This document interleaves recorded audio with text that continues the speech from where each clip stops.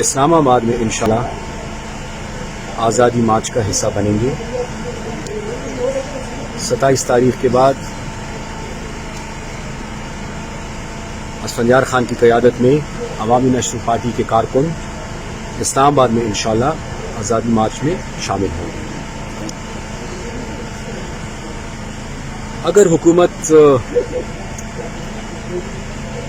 آئینی اور جمہوری حقوق تسلیم نہیں کرتی اور اگر حکومت سیاسی کارکنوں کو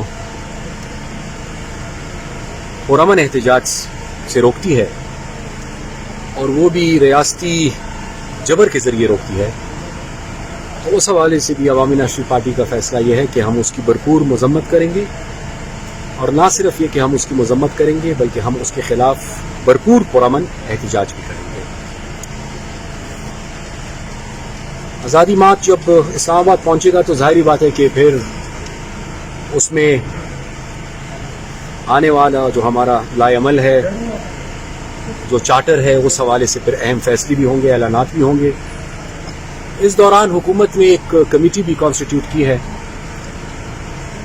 3 دن پہلے مجھ سے اسپیکر صاحب نے رابطہ کیا، مجھ سے پرویز خٹک صاحب نے بھی خود رابطہ کیا، اور ان کی یہ خواہش تھی کہ جی ہم بیٹھ کر کچھ بات کر لیں، اور میں نے ان سے یہی کہا تھا کہ جی عوامی نیشنل پارٹی اکیلے اس پوزیشن میں نہیں ہے کہ ہم کوئی فیصلہ کر سکیں، بہتر یہی ہوگا کہ آپ ریکویسٹ کریں اور تمام اپوزیشن مل کر بیٹھیں اور آپ آئیں اور ان کے ساتھ بات چیت کریں۔ اسی سلسلے میں اب امید یہ ہے کہ رہبر کمیٹی جو نمائندگی جس میں ہر ایک پارٹی کی ہے، ان کے ساتھ ایک ملاقات طے ہے، اور اب دیکھنا یہ ہوگا کہ اس میں کیا صورتحال پیدا ہوتی ہے۔ لیکن جو تشویشناک بات ہے وہ یہ ہے کہ ایک طرف تو حکومت مذاکرات کی بات کر رہی ہے، دوسری طرف حکومتی وزراء جو ہے ان کا لہجہ نہایت ہی سخت اور نامناسب ہے، یہاں تک کہ وزیر اعظم صاحب خود مولانا فضل الرحمان صاحب کے لیے جو الفاظ استعمال کر رہے ہیں آج، لگتا نہیں ہے کہ وہ مذاکرات میں سیریس ہیں۔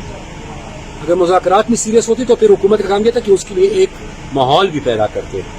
اور وزیر اعظم خود اور بالخصوص ان کے وزراء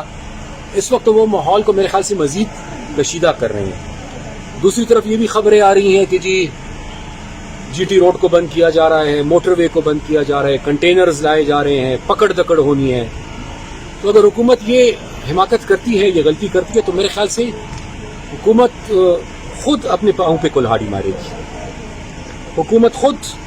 ایسی صورتحال پیدا کرے گی کہ ابھی تو اپوزیشن کا یہ ہے کہ ہم نے جا کر اسلام آباد میں پرامن احتجاج کرنا ہے، اگر حکومت یہ فیصلہ کرتی ہے تو پھر میرے خیال سے پکڑ دکڑ اور یہ زبردستی روکنا،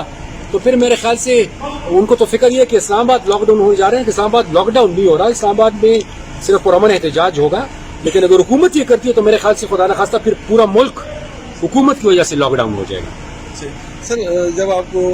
ایجنڈا بنیادی نکات تو ہمارے طے ہیں،